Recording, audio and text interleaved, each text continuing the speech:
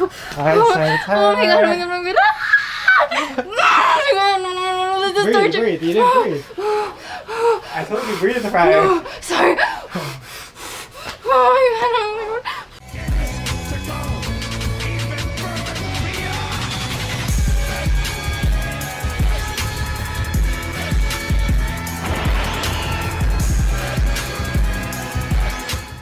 What's up, Saiyan Army? Welcome to the video. So right now I'm headed to the back specialist, my back specialist appointment. My MRI came back. I'll put it on the screen now. As expected, got a herniated disc, got some arthritis going on, but I'm hoping the back specialist can, give me just a little bit more insight to what we're dealing with, a little bit more clarity. Doesn't seem too crazy from the research that I've done, but we'll see what he has to say. Some other things that I do want to ask him as well is about stem cell injections, PRP injections. I've been doing a little bit of research on it, and it seems very very low risk, not very invasive, and a lot of people have been seeing some good results. I think the study I read said something like 70% of people notice a difference after like 6 to 8 weeks. If any of you guys have any experience with those kind of injections or treatments, feel free to drop a comment or shoot me a DM. Let me know how it went and what your experience was like, and just how it worked out for you. Hopefully you're one of the 70% that saw some great results. So that's also something that I want to look into, something I want to ask him about. I asked my other doctor about it as well, but he just didn't know as much because he's not the back specialist. So hopefully we can get a lot of our questions answered today, and yeah, just go from there. Road to recovery, road to ascension. Let's get it. Areas are for you at this point. Mainly it's just that shooting pain I get going down my left leg. Okay. But for the most part I don't really get too much pain in my lower back anymore. It's been pretty good lately. Okay. And then I'm gonna have you bend over to touch your toes. This I haven't done since the injury. Okay. Does that feel like you're at the edge of discomfort there? Yeah, it's pretty tight. I lost a lot of mobility from just not using my right leg. Okay. So this white area right here, it kind of looks like a straw or a tube. That's the spinal canal. Okay, so that's where the spinal cord and the nerves reside. So you see these little gray filamentous structures here, right there. So those are actually the nerves that travel in the spinal canal, and then they come out at each segment, okay, and then go out into the extremity. Okay, and that's what's causing all my pain right there. So you see this big honking thing right here. Yeah. Okay? That is a very large disc protrusion. That's not normal. That is not normal. All right, so just got back from my appointment with the back specialist. It was a very long meeting, so I'm just gonna break it down really quickly for you guys. As you guys saw in the MRI, I have a large extrusion coming out of my L4, L5. One of my big concerns that I had coming into this was when I had my flare up, it was all going down my right leg. But ever since then, I haven't had any shooting pains at all going down my right leg, thank God. But I have been getting shooting pains going down my left leg. So I was really afraid of getting another flare up, but on the opposite side this time. And because the herniation is kind of right in the center, it can go either left or right, which is why I'm feeling pain on both sides. So the second question I had also was about PRP injections.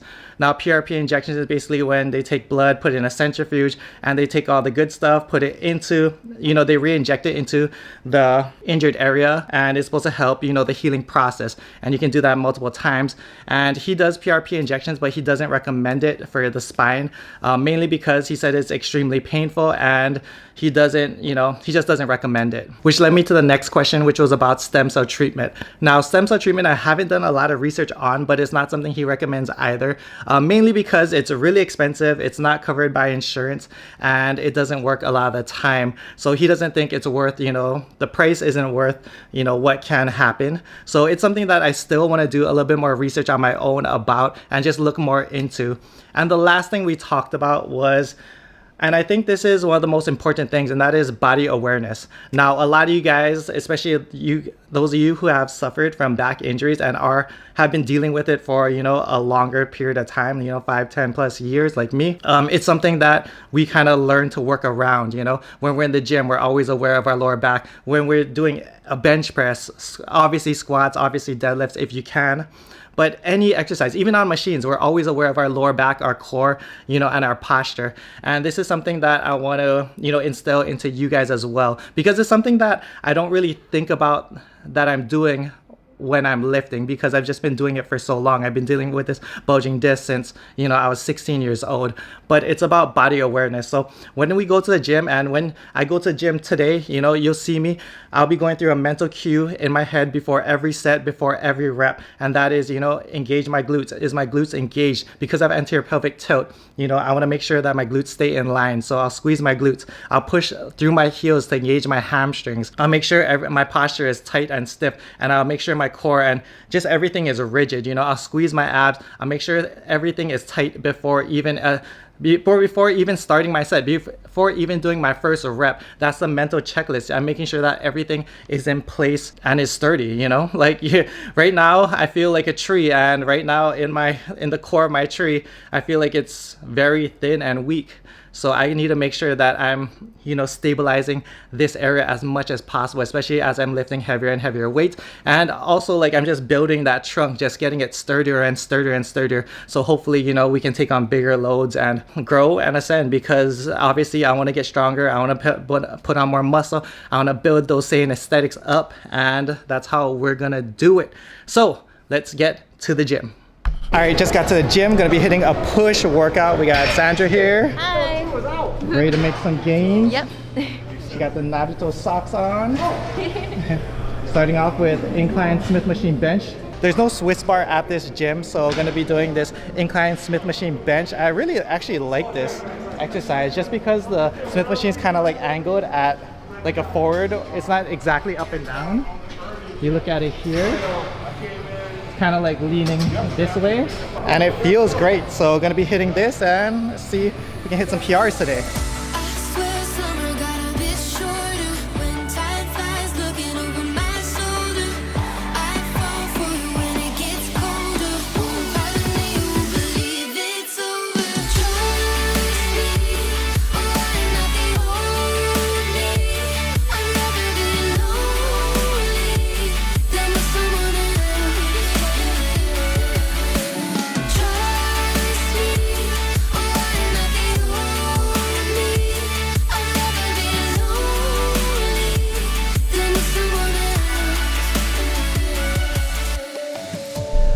Alright, so workout is done. I felt over 9,000. It was my first time touching 245 on incline. Granted, yes, it's a Smith machine, so yes, it's going to be a little bit lighter.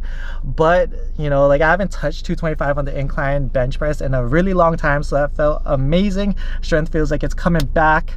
And yeah, I just gotta be safe and smart about it. How was your workout? So Sandra worked all night last night, and she only got like, what, 3 hours of sleep? Yeah, around 3 to 4 hours. So it was super tiring, but I felt still pretty strong.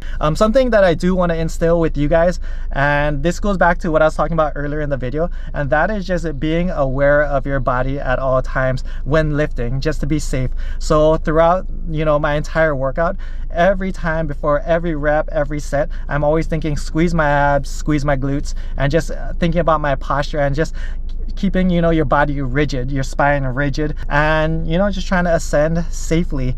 Anyways, right now we have something that we've never done before, but we're gonna do it for the first time. This is gonna help and bring our recovery over 9,000. This is the recovery, this is the rejuvenation chamber right here. Are you excited? No. Yeah, so I've just been complaining about it all day, but we're gonna get it done. So stay tuned and let's go get it.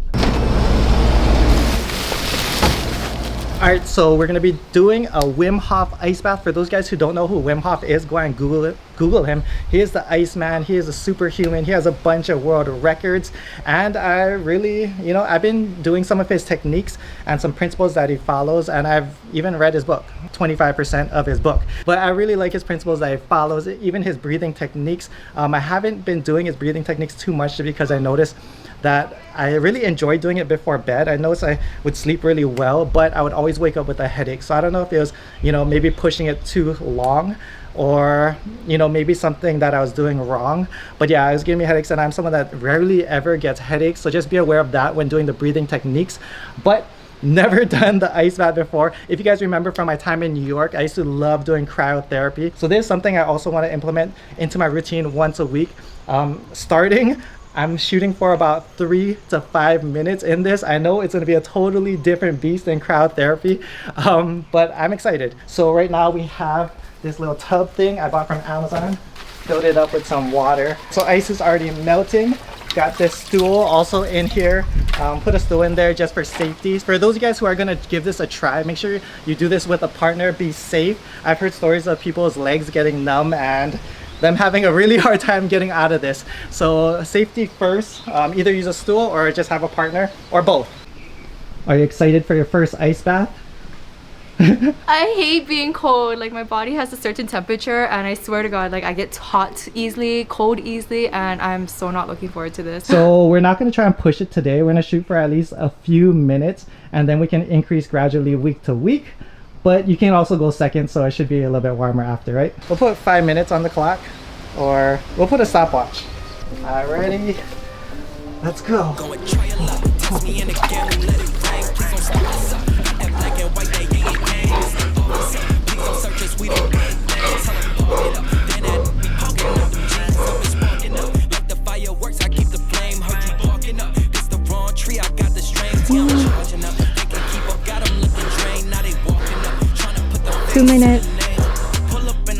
And I'm swerving.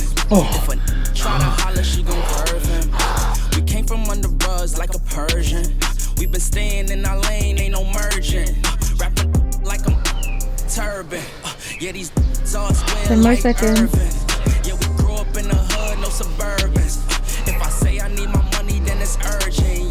Yeah, they want me to quit. Yeah, they want me to 5 minutes. But as long as I'm alive, we gon' keep on making hits. My feet are numb, arms are numb, everything's numb. I feel all the blood in my organs. No. Alright, ready? Oh, no. Alright, jump in. Oh my God! Alright, side to Oh my God, oh my side. God, oh my God. Oh my God, no, no, no, this is Breathe, torture. breathe, you didn't breathe. I told you breathe prior. No, sorry. Oh my God, oh my God. Alright, so something that you also want to make sure you do prior to getting in is rapid fire breathing. So kind of like the Wim Hof breathing method. You want to do that for a few minutes. I did it for a minute. Sandra forgot to do it, but it's all good. Focus on your breath, focus on your breath. Deep breaths in and out. Get into a rhythm. In and out. Breathe, breathe. 30 seconds. You're almost on a minute.